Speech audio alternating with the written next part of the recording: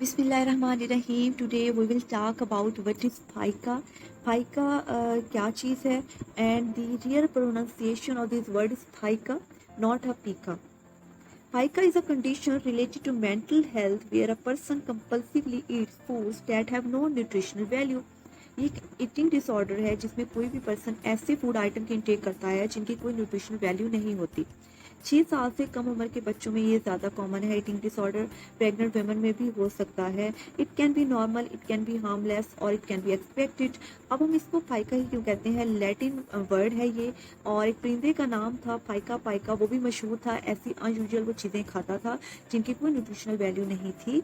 तो उस वर्ड की बेस पर, उस परिंदे के नाम की बेस पर इसको जो है इस ईटिंग डिसऑर्डर को नाम दिया गया फाइका का. If a person having pica, he or she will may eat following things like ice, soap, sand or clay called geophagia, buttons, hair, trichophagia, the unused remain of a cigarette, paint और chalk etcetera. आपने देखा है कुछ बच्चों को मट्टी खाने की आदत हो जाती है, कुछ बच्चे साबुन खा रहे होते हैं, कुछ बच्चे पेंट खा रहे होते हैं, कुछ को अपने बाल खाने की आदत पड़ जाती है. तो ये सारी चीज़ें फाइका में आती हैं. Now what are the causes of pica? Nutrition deficiency can lead to pica. इसमें एनीमिया हो सकता है due to the iron deficiency can lead to pica in pregnant women. Certain mental health conditions like obsessive compulsive disorder and schizophrenia. Now what is obsessive compulsive disorder? अगर obsessive compulsive disorder की बात करें कि ये क्या है obsessive compulsive disorder, तो इसमें क्या होता है कि आपको बुरे बुरे ख्यालात आते हैं.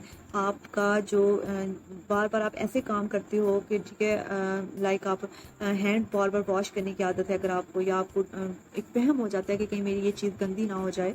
तो अनकंट्रोलेबल अगर आपको थॉट्स हैं और अगर आपका बिहेवियर अनकंट्रोलेबल है तो उसको हम क्या कहेंगे? Obsessive compulsive disorder.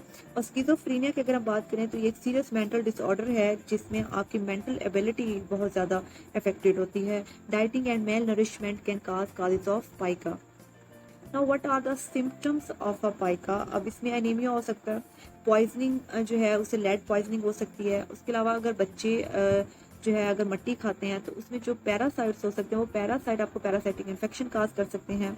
उसके अलावा इंटेस्टाइनल ब्लॉकेज, आपके इंटेस्टाइन ब्लॉक हो सकती हैं, कॉन्स्टिपेशन हो सकती है, इलेक्ट्रोलाइट इम्बैलेंस हो सकता है.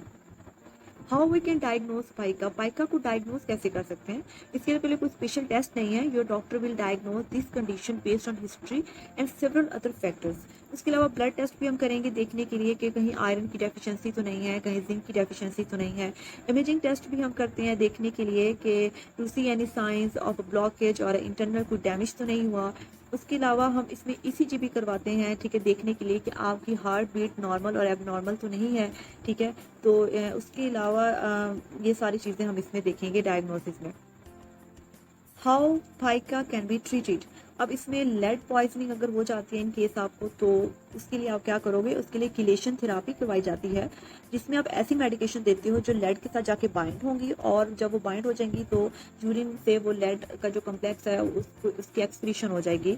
तो ईजीटीए कंटेनिंग हम ऐसी मेडिकेशन लेते हैं, ठीक है, और जो कि लेड के साथ बाइंड होंगी. उनकी एबिलिटी होती है लेड के साथ बाइंड होने की और इस तरह आपके ब्लड से लेड जो है वो रिमूव हो जाएगा. अगर न्यूट्रिशनल डेफिशिएंसी है तो तब आपको डॉक्टर ये रिकमेंड करेगा कि आप वाइटामिन लें या मिनरल सप्लीमेंट्स आपको रिकमेंड करेगा.